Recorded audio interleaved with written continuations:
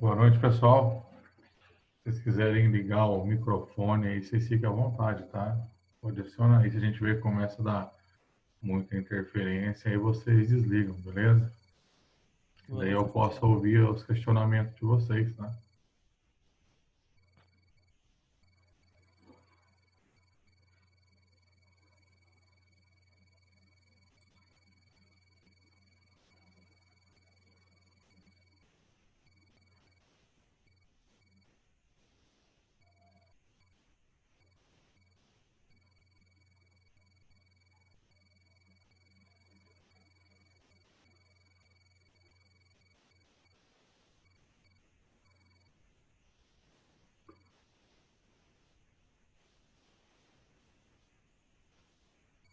Bom, pessoal, vamos lá então, né?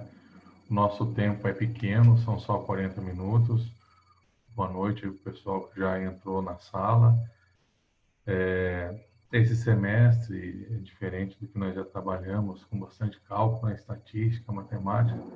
Esse semestre a gente irá trabalhar falando sobre gestão pública, certo? É uma matéria praticamente teórica, né? E nós vamos trabalhar com slides, né? Aí eu vou compartilhar a tela aqui com vocês e a gente vai falando sobre cada slide, né? E, e assim a gente vai procurando passar um pouco para vocês sobre os conceitos da gestão pública, né? Assim, sem querer esgotar o tema, né? Que é bem extenso, né? Tem bastante coisa, e depois a gente vai ter também contabilidade pública, daí a gente vai ver com mais detalhe a questão da contabilidade, ok? Então, assim, a gente vai trabalhar nesse primeiro momento falando sobre o que é a administração pública. Eu tinha colocado lá como tema da aula falar sobre o setor público, mas a gente engloba tudo junto aqui, até porque nosso tempo é pequeno, né? Então a gente tem que procurar maximizar um pouco essas aulas aí para a gente poder dar conta, certo? Vocês podem interromper a aula a qualquer momento aí, só ligar o microfone de vocês, tá? Fica à vontade para perguntar, ok? Fica à vontade para perguntar. E aí também, né, mesmo depois que encerrar o nosso prazo de 40 minutos, a gente vai ter aí até às 10h30, né? Aqui às 10h30, a gente vai ter aí tempo suficiente aí para a gente poder sanar as dúvidas que vocês tiverem, ok?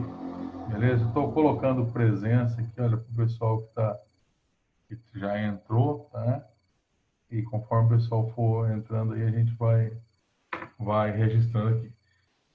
Pessoal, eu queria saber se vocês estão me ouvindo, né? Tá saindo som aí, por favor, alguém aí dá um alô aí para dizer se Aqui tá ok. tá Tranquilo, ok. professor. Tô ouvindo sim. Beleza, então. Tá joia. Agora eu vou compartilhar uma tela com vocês e eu gostaria de ver com vocês aí se vocês também vão conseguir ver essa tela, beleza? Que são os slides, ok?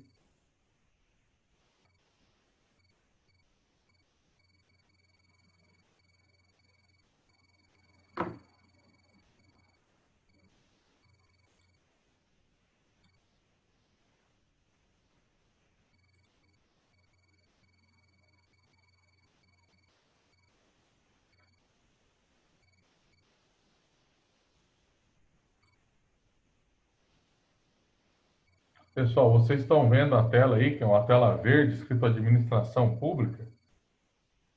Sim. Eu tô. Hã? Certinho? Sim. Beleza, então. Então a gente vai começar falando então sobre. Aí, beleza. Agora ficou a tela cheia, certo? A gente vai começar falando então sobre a administração pública.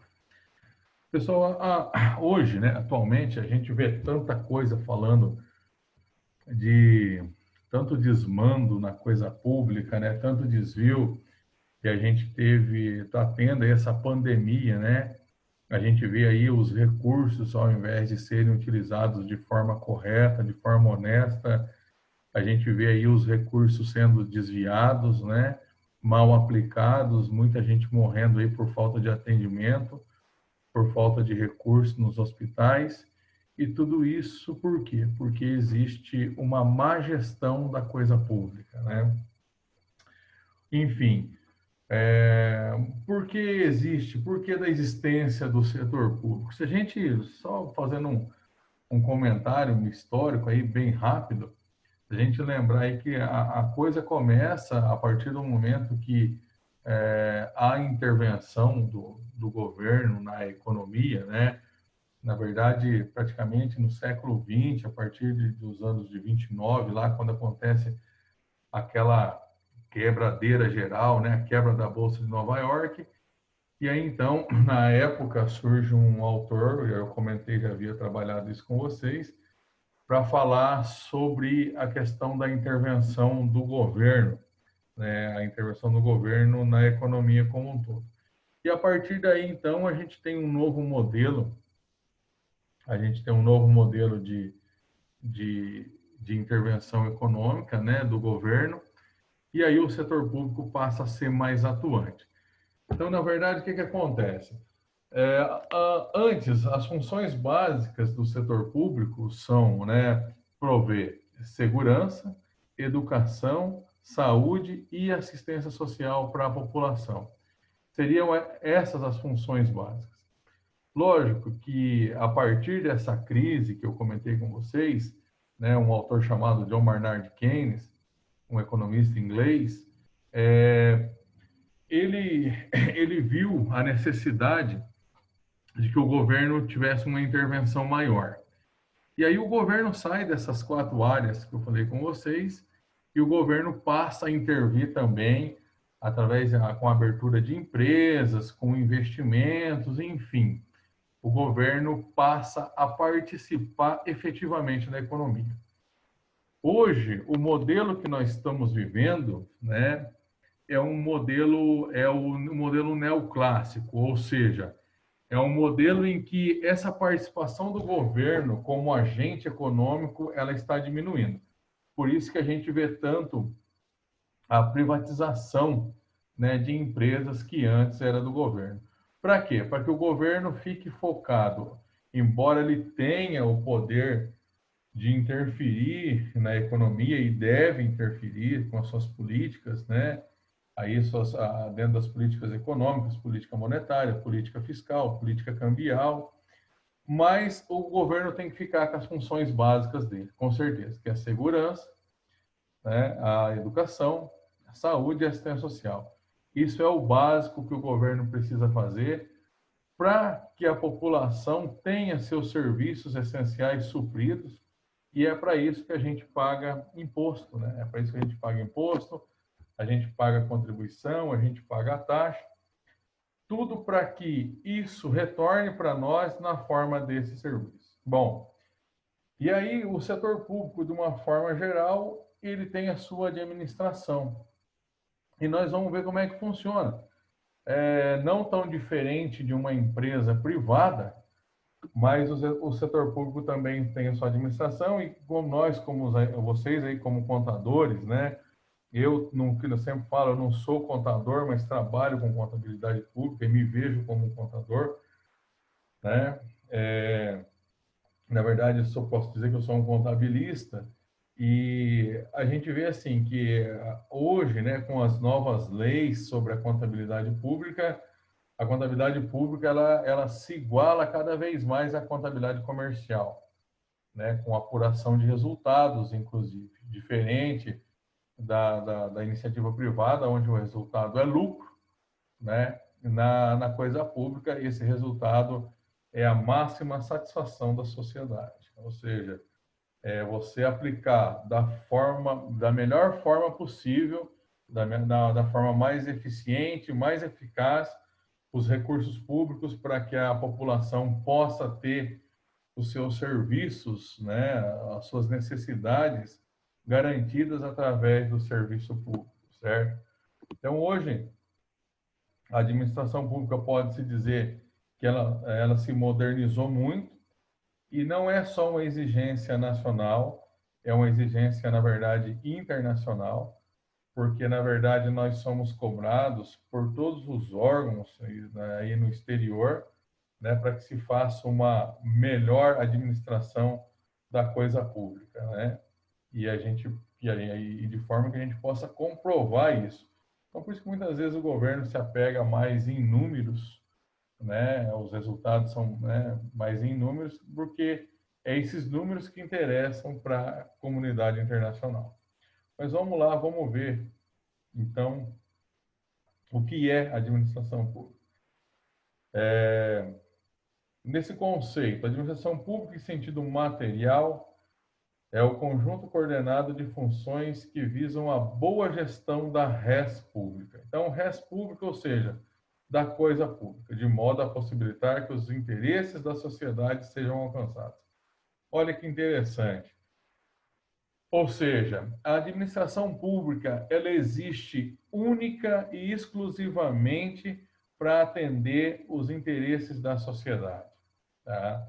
Um governo, ele existe não só para reger a sociedade, para colocar normas, colocar leis, colocar regras, mas também para suprir os nossos interesses. É para isso que a coisa pública existe, e a administração pública nada mais é do que esse conjunto de funções que visa, né, fazer com que essa coisa pública, esse serviço público funcione.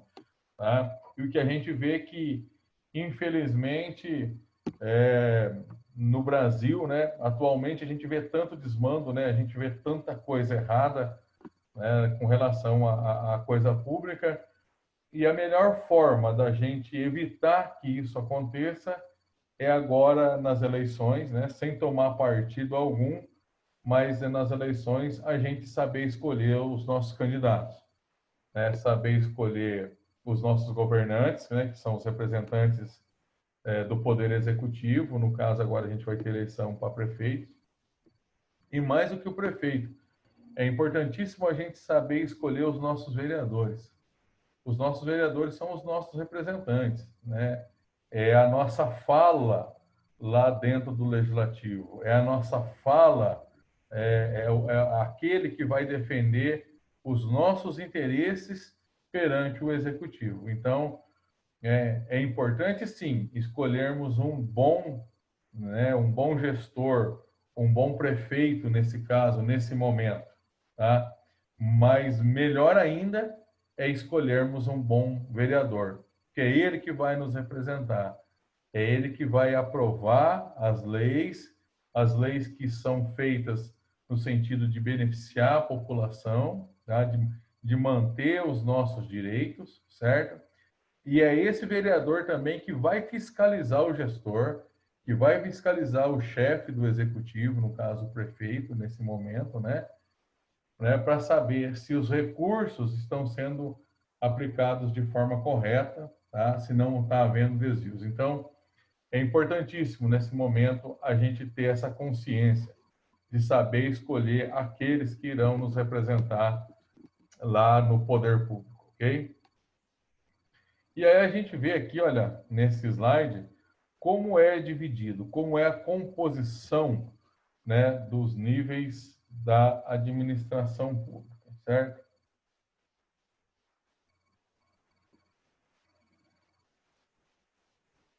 Pessoal, às vezes eu tenho que dar uma paradinha aqui para anotar quem está entrando, está na sala. Bom, a administração pública, ela se divide em dois campos, vamos dizer assim. Nós temos a administração direta, tá? E a administração indireta. Bom, a administração direta é a administração, como o próprio nome diz, que está diretamente ligado à questão da gestão pública, e é ela que vai prestar o serviço, né, para satisfazer os nossos interesses, para satisfazer a população como um todo. E essa administração direta, ela vai ter ainda uma divisão. Olha aqui, se a gente for ver aqui o slide, ela se divide em poder legislativo, que é representado pela Assembleia Legislativa, no caso do Estado, né? pelas câmaras municipais, no caso dos municípios, e pelo Congresso Nacional a nível de União, a nível de governo federal. E o Poder Legislativo também ele é representado, né, pelos tribunais de contas, né?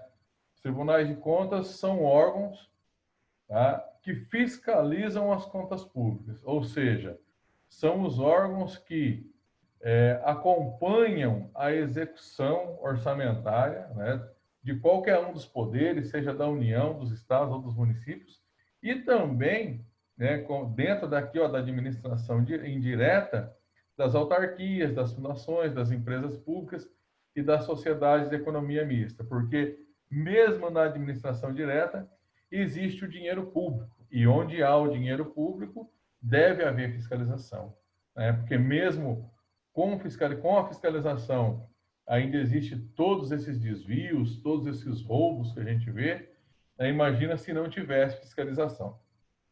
Então, o Tribunal de Contas atua nessa fiscalização. Fazendo uma observação, o Tribunal de Contas não tem poder de execução, certo? Então, o Tribunal de Contas, ele apenas faz a fiscalização. Ele audita, né? Ele controla.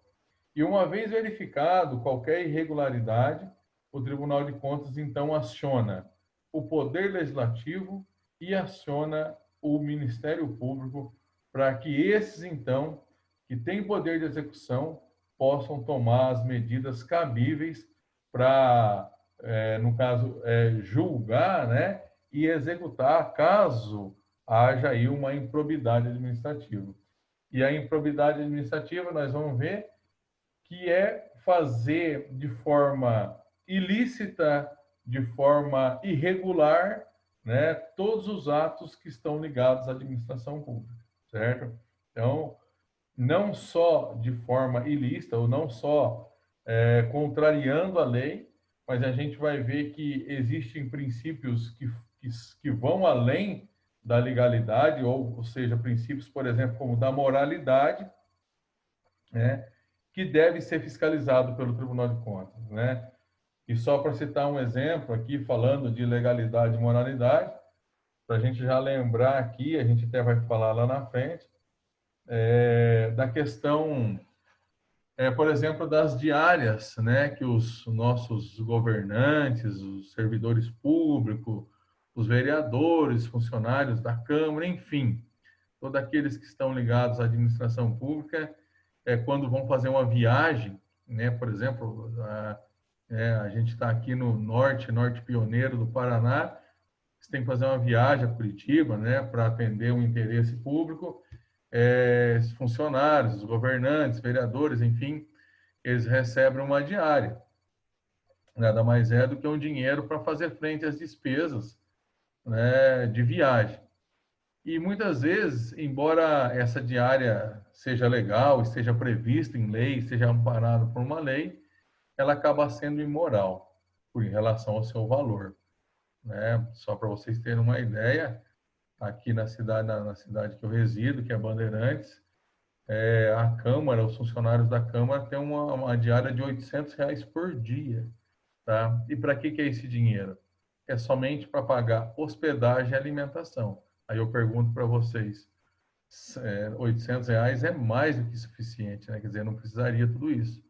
E embora isso esteja aprovado numa lei, aprovado por uma lei, tem amparo legal, mas isso é imoral, tá? Então, aí também entra a questão da moralidade. Uma vez sendo imoral, pode ser questionado pelo Tribunal de Contas, né? E aí, no caso, por exemplo, aqui, olha, eu comentei com vocês, é uma diária que é do Poder Legislativo, então aí cabe ao Tribunal de Contas e ao Ministério Público praticar ações no sentido de coibir esse tipo de ação, ok?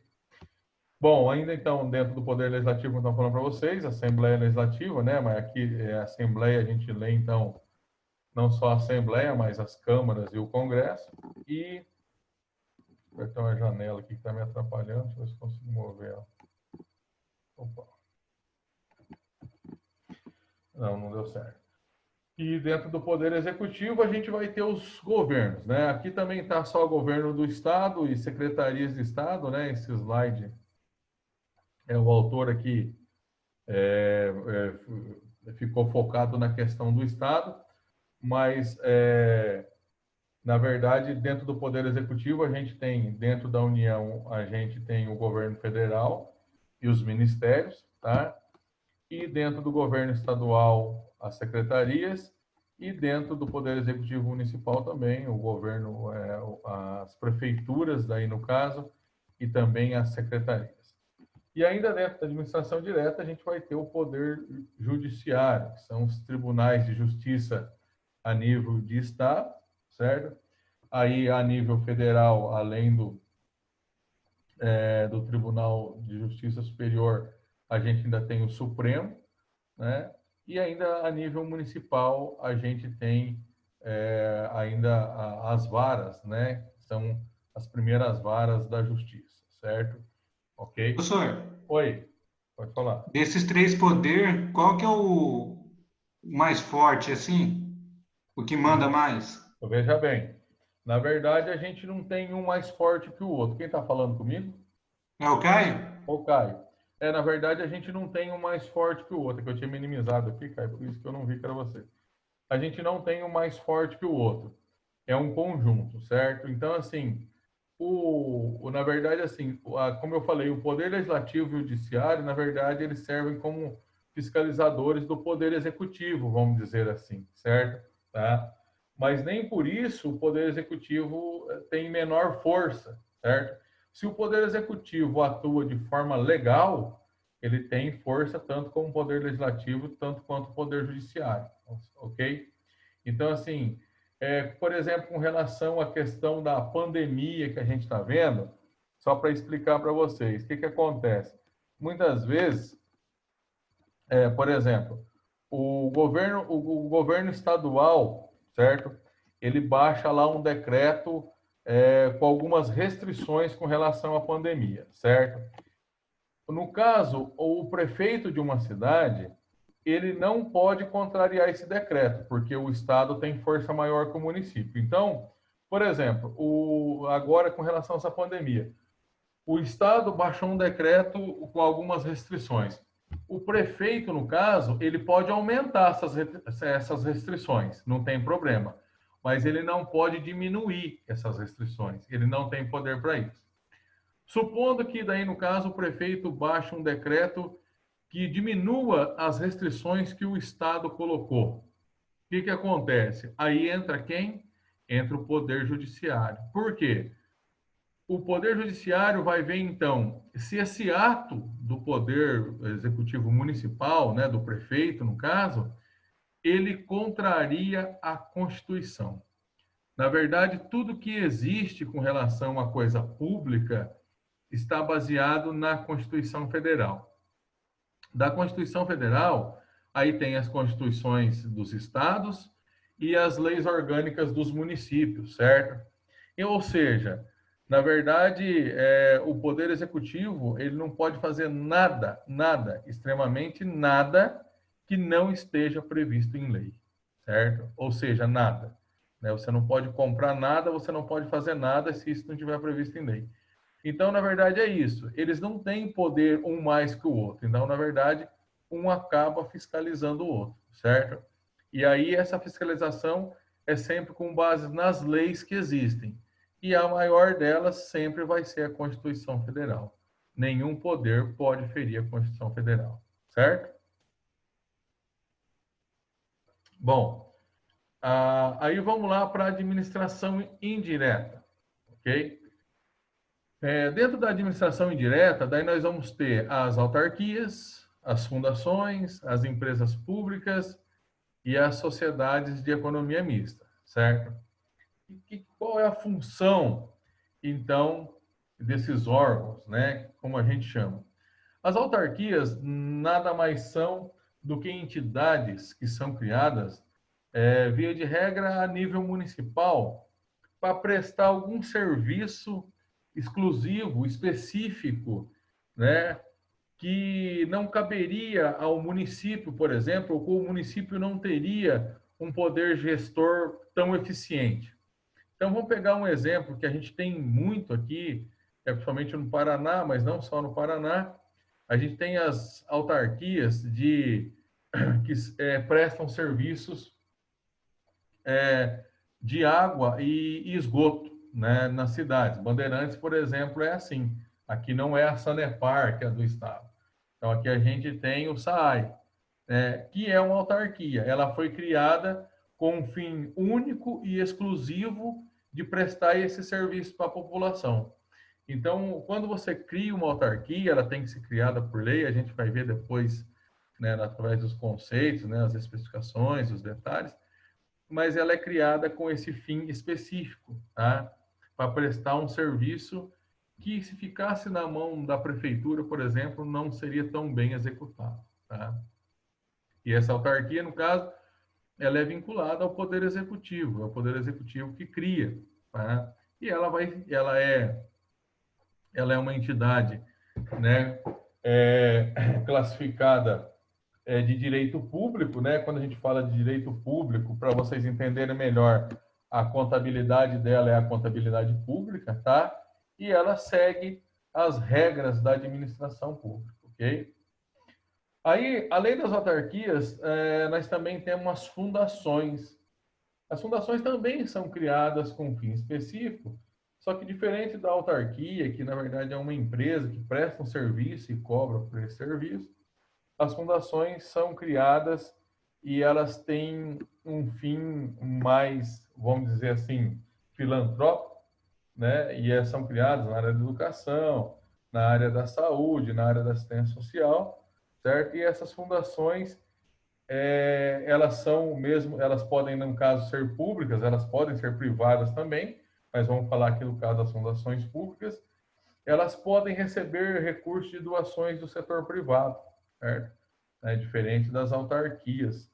As fundações, elas podem receber doações, no caso. Então, supondo que você queira dar uma atenção melhor, né, para algum ramo da educação, para desenvolver, né, algum ramo da educação que você entenda necessário, você pode criar uma fundação educacional e essa fundação, ela vai trabalhar recebendo dinheiro não só do ente público, mas também receber dinheiro do setor privado, ok? Bom, aí na sequência, as empresas públicas. As empresas públicas, na verdade, são empresas que, como eu falei, né, logo depois dessa crise de 29 aí, que Keynes disse que o governo deveria intervir na economia, criou-se uma infinidade de empresas públicas, certo? E de início elas foram criadas no sentido de desenvolver o país, desenvolver regiões, estados, desenvolver municípios, né? E elas foram criadas para atuar em setores que até então não era interessante para a iniciativa privada, tá? Vamos pegar aí, hoje, que a gente sabe até que já foi privatizado, mas a gente tem, né, foram criadas na área de energia, na área de saneamento, elas foram criadas até na área financeira, são os bancos públicos que a gente tem, na área das telecomunicações. Hoje, praticamente, a gente está tendo uma privatização de tudo isso, certo? E a empresa pública é aquela empresa que tem somente capital do Estado, tá? 100% do capital dessa empresa é do Estado. Pra vocês terem uma noção, para a gente pegar aqui um exemplo, hoje os Correios ainda é uma estatal, né? 100% do capital dos Correios é dinheiro público. A Caixa Econômica, que é um banco, né? Também 100% é público. E aí, por exemplo, o Banco do Brasil é uma estatal, é uma empresa pública? Não. O Banco do Brasil hoje já é uma sociedade de economia mista, que é a quarta opção que a gente tem no slide aí, né? Por quê? Porque o Banco do Brasil, ele teve as suas ações, o seu capital aberto, né? E hoje ele tem participação da iniciativa privada. Então, qual que é a diferença básica de empresa pública e sociedade de economia mista? É que na empresa pública, 100% do capital é do Estado. E na sociedade de economia mista, praticamente os 51%, né, os 50% mais um é do governo. Então, o governo tem o poder acionário, certo? O governo tem um poder acionário, mas existe a participação da iniciativa privada, ok? Pessoal, se tiver pergunta aí, pode falar. Esses slides aqui depois eu vou mandar para vocês, tá? Vou disponibilizar lá no Class, lá, tá? E eu vou passar o código da sala para vocês poderem ir estudando, né? Irem revisando, e conforme forem surgindo as dúvidas, né? Vocês podem ir falando comigo, né? A gente vai conversando pelo WhatsApp, não precisa ser necessariamente só nos horários de aula, tá? Pelo menos para mim não tem esse problema. Professor, Oi, essa última coisa que você falou, sim? o Estado tem 51% da empresa? Isso, nas sociedades de economia mista, o Estado ele tem 50% mais um. Então, se ele Ah, tá. tiver 50% das ações mais uma, ele não precisa necessariamente ter 51%. Ele precisa ter 50% mais uma ação para ele Ah, ser tá. o sócio majoritário e ter o poder de gerência. Tá, 50 mais uns quebrados. Isso, exato.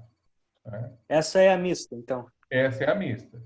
Tá? E a empresa pública é 100% do Estado. do Estado. Ok? Tá bom. Vamos lá. Olha lá. E aí aqui, olha, para a gente entender, né, aqui vem os conceitos, né, da administração direta. É um conjunto de unidades organizacionais que integram a estrutura administrativa de cada um dos poderes da União, dos estados e dos municípios.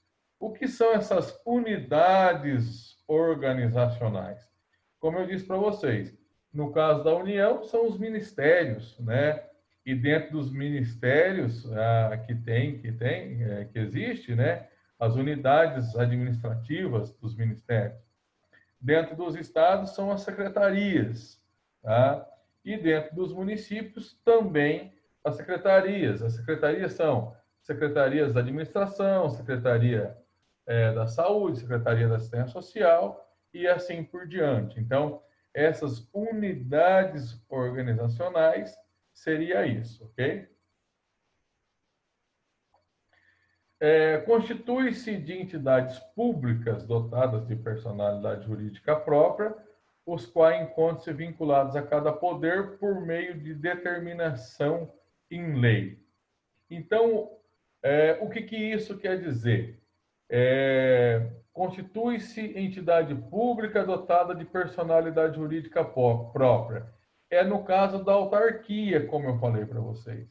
A autarquia, ela é uma empresa, então ela tem personalidade jurídica própria, tá?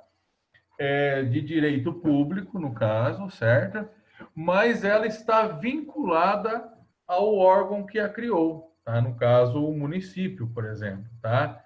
E ela só pode ser criada através de uma lei, ok?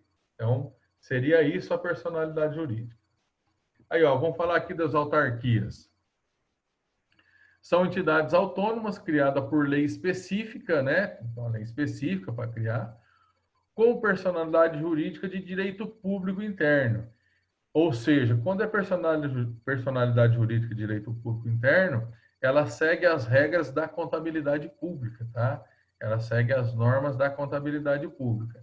Então, por exemplo, uma autarquia, ela é direito público. Uma empresa pública, por exemplo, ela já não necessariamente é de direito público, ela é de direito privado. Então, a sua contabilidade atende às normas e regras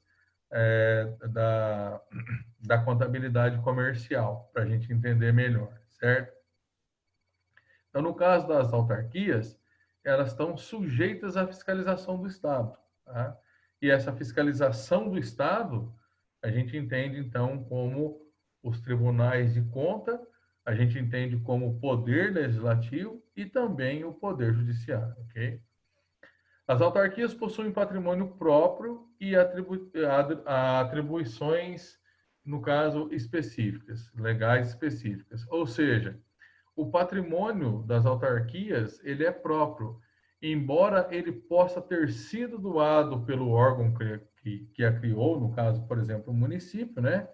Mas uma vez doado para a autarquia, né, para a sua criação, ele não deve, né, não pode mais ser devolvido ao órgão que a criou, a não ser no caso que essa autarquia venha a ser fechada. Aí, no caso, o seu patrimônio retorna para o órgão que o criou, ok?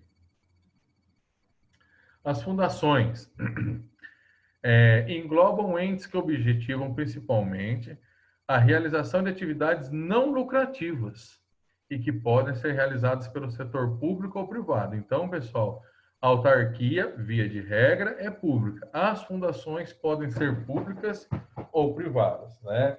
Aí, a diferença básica, como eu já havia dito para vocês, né, ela realiza atividades que não são lucrativas, né, como educação, cultura, pesquisa, desenvolvimento tecnológico, entre outros, ok? A empresa pública, lá, vamos falar da empresa pública. Olha o conceito. É uma organização com personalidade jurídica de direito privado e participação exclusiva do Estado no seu capital e direção. Por ser pessoa jurídica de direito privado, olha, veja bem, né, aquilo que eu falei para vocês, a empresa pública, embora ela tenha capital 100% do Estado, tá? A sua personalidade jurídica é de direito privado. Então, ela não goza de privilégios estatais, salvo as prerrogativas previstas em lei, né? Então, quais são, no caso dos privilégios estatais? No caso, são, por exemplo, o pagamento de algumas contribuições, ela tem que pagar, certo? Lógico que tributo ela não vai pagar, porque ela é uma empresa do Estado, né? Não vai pagar não vai pagar imposto para o próprio Estado. Mas algumas contribuições, né, ela é obrigada a pagar, ok? E aí a sociedade de economia mista é um ente dotado de personalidade jurídica de direito privado também, certo? Criado por lei para o exercício de atividade econômica sob a forma de sociedade anônima, certo? É um capital aberto daí que tem a participação da sociedade, da iniciativa privada, cujas ações que permitem direito a voto pertencem em sua maioria ao Estado. Também não possui privilégios fiscais. Então, aí no caso da empresa da sociedade de economia mista, ela paga imposto, tá? Então, diferente da empresa estatal, no caso da economia mista, ela paga os impostos, tá? Como uma empresa normal. Por quê? Porque senão seria legal, né? Eu tenho dinheiro para investir, eu só investiria em sociedade de economia mista, porque, consequentemente, os meus lucros seriam maiores, uma vez que eu não teria que pagar imposto, ok?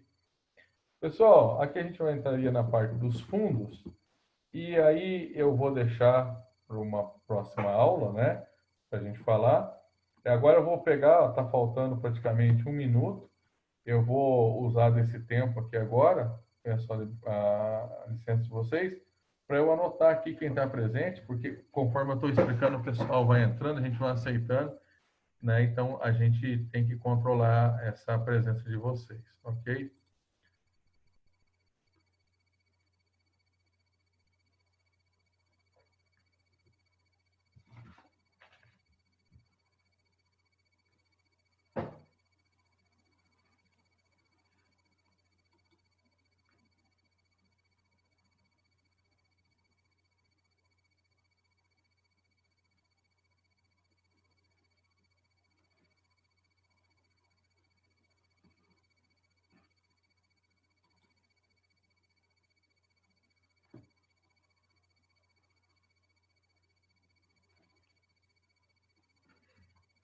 Beleza, pessoal, já anotei todo mundo aqui, tá? Pessoal, então, tá faltando aí, deve estar se encerrando. Uma boa noite para vocês aí, tenham um ótimo final de semana. E assim, eu vou disponibilizar para vocês aí.